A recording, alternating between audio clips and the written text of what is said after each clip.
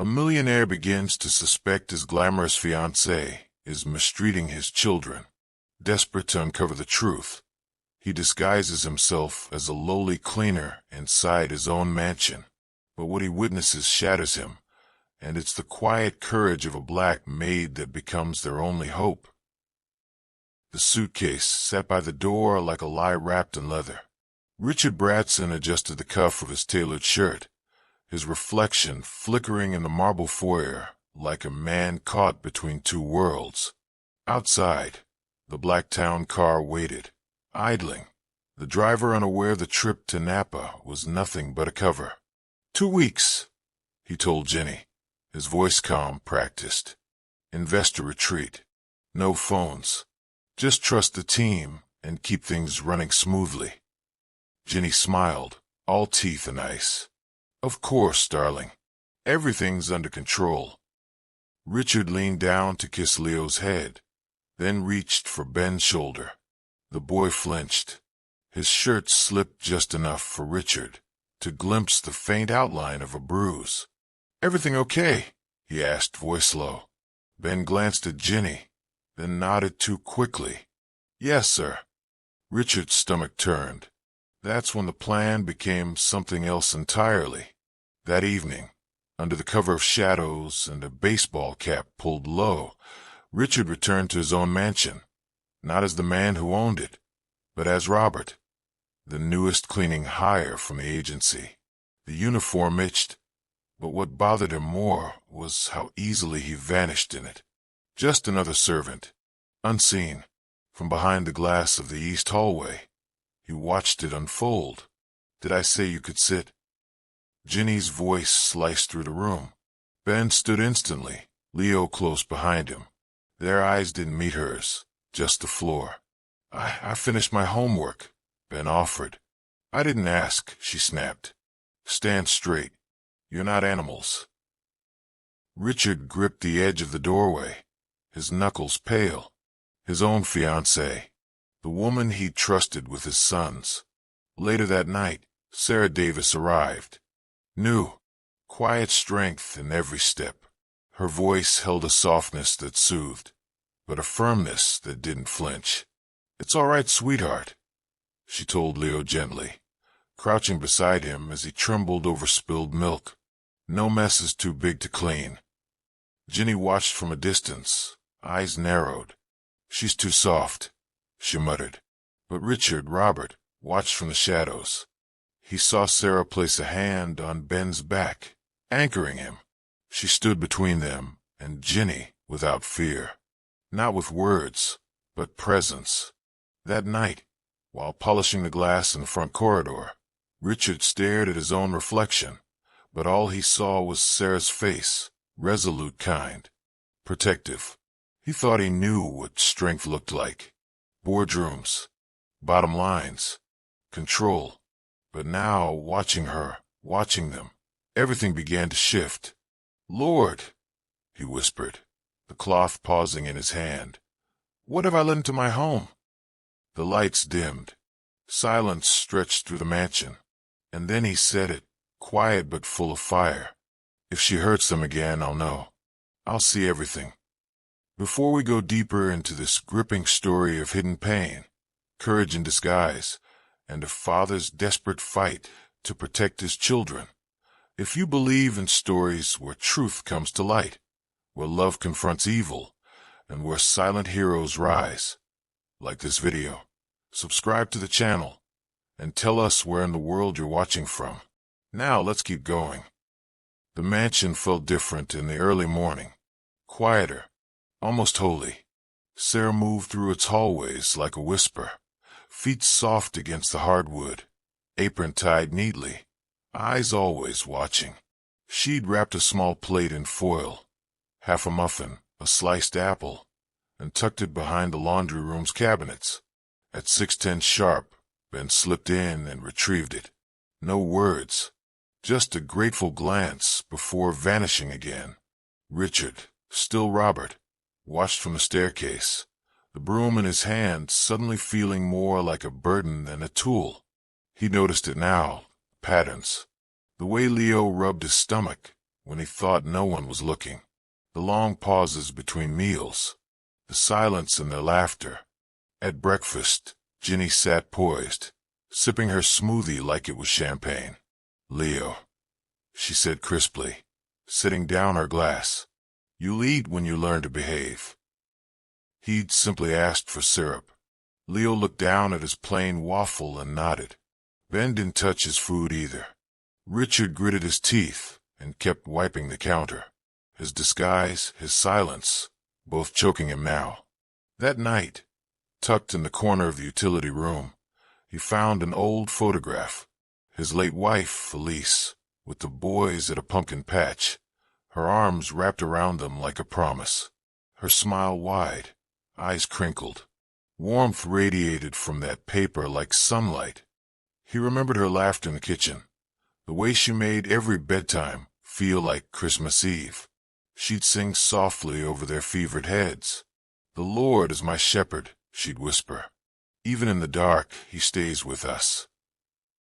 Now the dark was back, and Richard couldn't help but wonder if he'd failed them all by letting it in.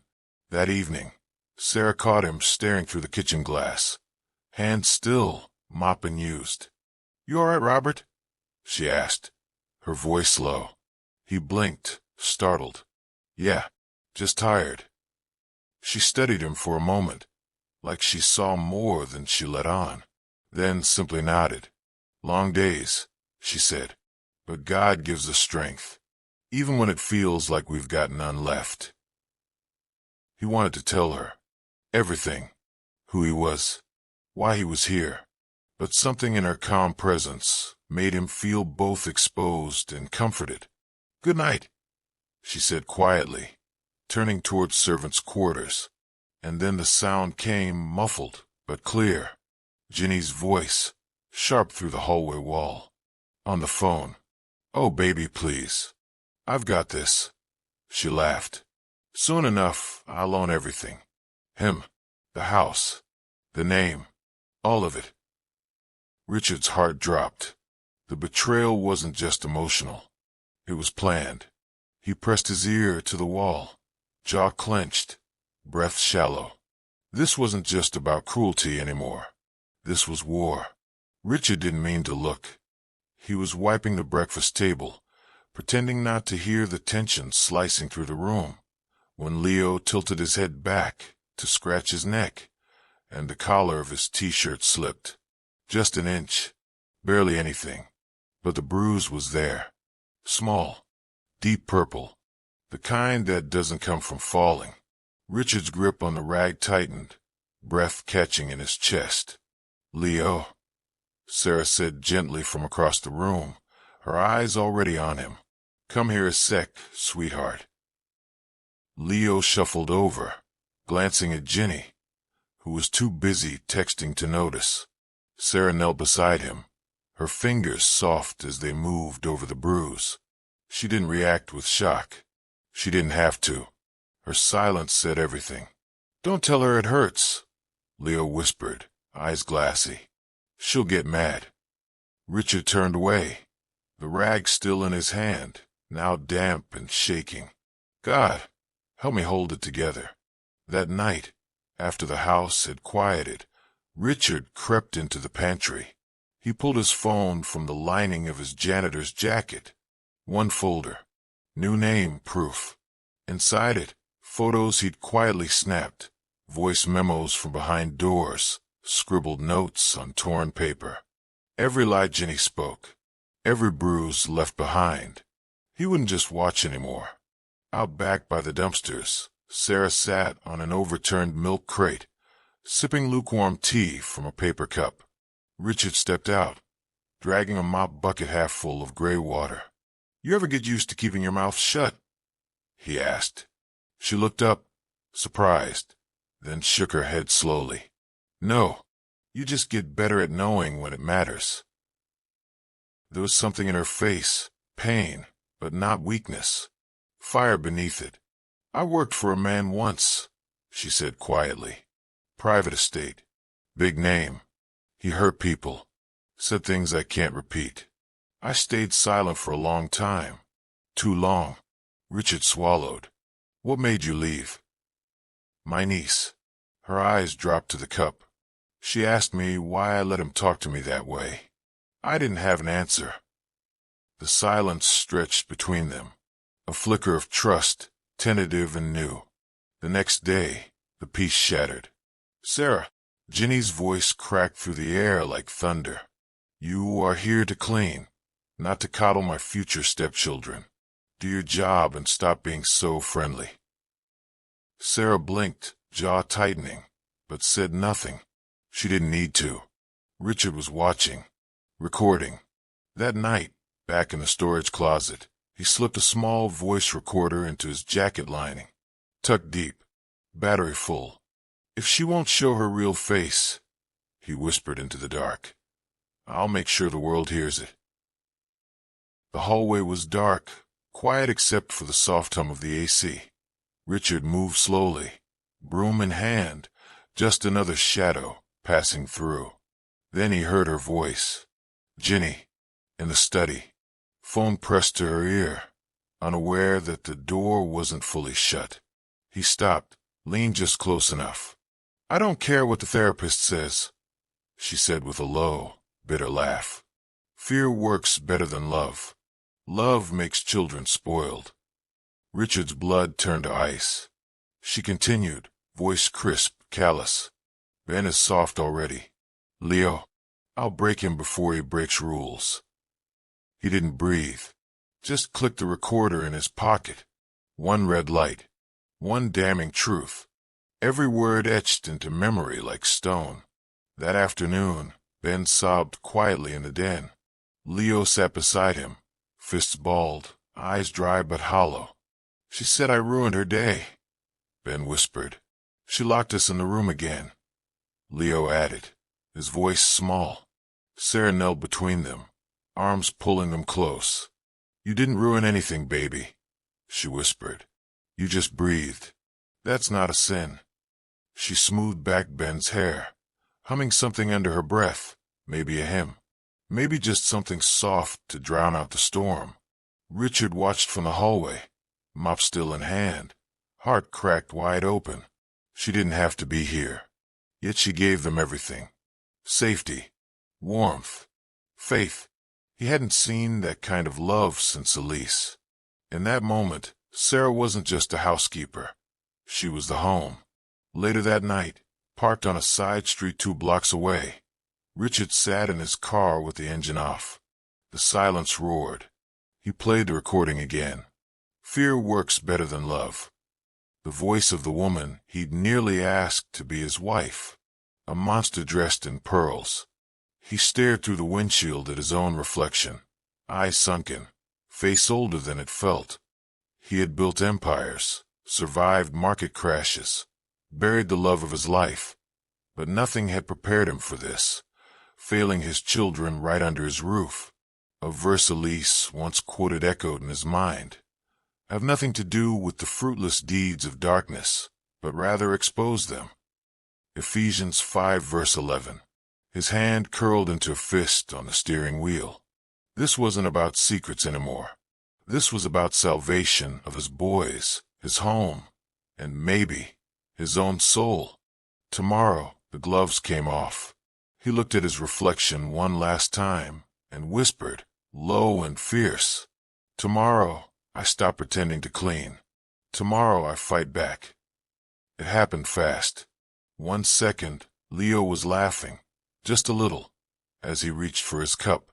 The next, orange juice spilled across the marble counter, dripping down onto the white rug below. The room froze. Ginny stood slowly, her fork clinking against her plate. What did you do? Leo backed into the stool, eyes wide, mouth open but silent. I'm sorry, he whispered. Sorry. Her heels clicked as she approached, every step like a drumbeat of rage. You ruin everything. Can't even hold a cup without. Her hand lifted. Richard's lungs locked. From behind the kitchen doorway, hidden in his disguise, his body tensed. His feet moved, but not fast enough. Because someone else moved first. Sarah. She stepped between them, calm but steady, eyes fixed on Ginny. Her hand rose and caught Ginny's wrist in midair. "No," she said firmly. "That's enough." For a heartbeat, everything stood still. Ginny's face contorted, shock twisting into fury. "Take your hand off me. Then take your hand off that child." Leo stood frozen behind Sarah's legs, breathing fast, gripping her skirt like a lifeline. "You don't give orders in my house," Ginny snapped, voice sharp and venom-laced. Sarah's voice stayed low. "I give them when children are being hurt. I don't care whose house it is." "You're fired." "I figured," Sarah said, unmoved. "But I'm not walking out until I know they're safe." Ginny's jaw clenched. "You have no idea who you're talking to." "I know exactly who I'm talking to," Sarah replied, "and I won't be silent." Richard watched from behind the archway, heart pounding so loud he could hear it in his ears. He'd sat in boardrooms with billionaires, testified before Congress, buried his wife and survived grief. But nothing had shaken him like this moment. The raw, quiet strength, the simple courage to stand in the gap when no one else would. Sarah didn't need power to be powerful. She was unshaken, unmovable, like truth itself.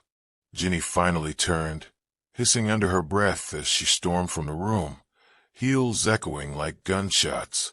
Sarah stood there a moment longer, then slowly lowered her hand.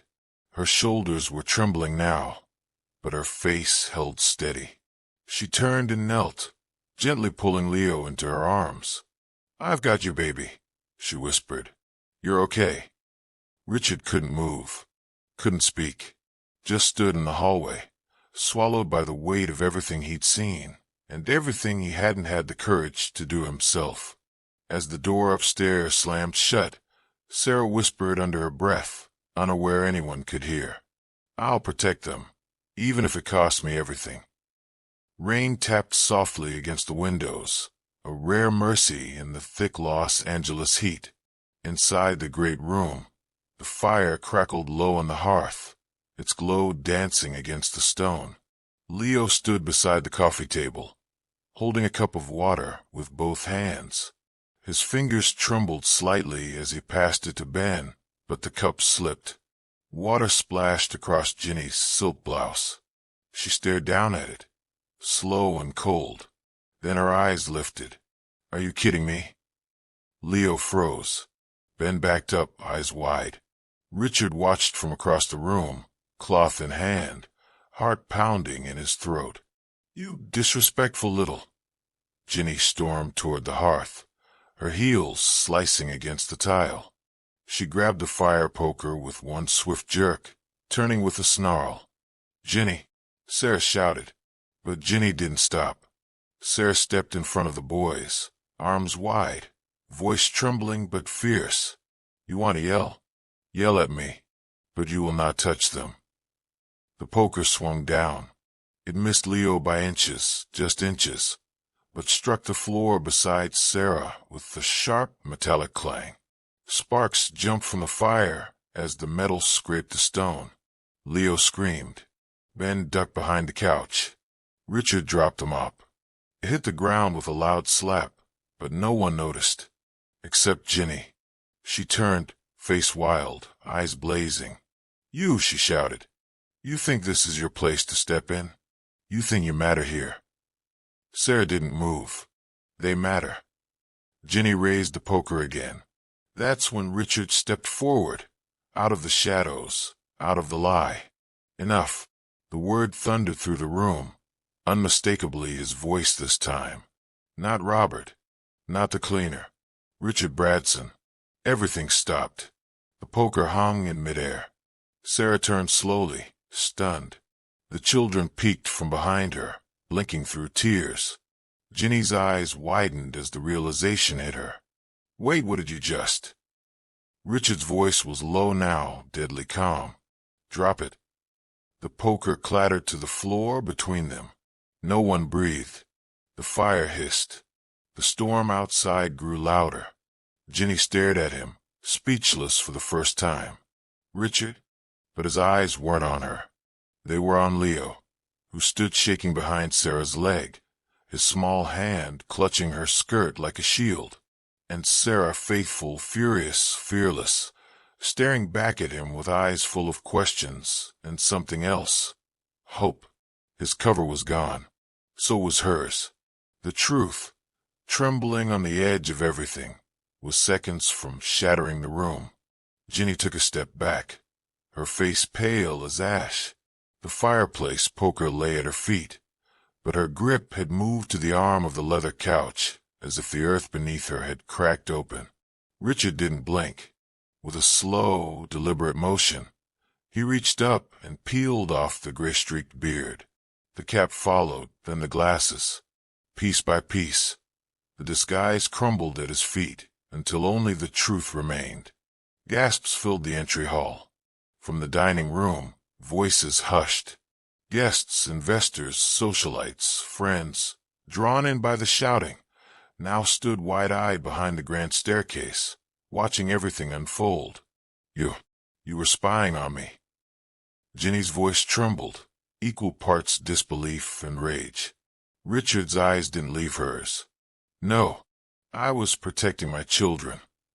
She scoffed.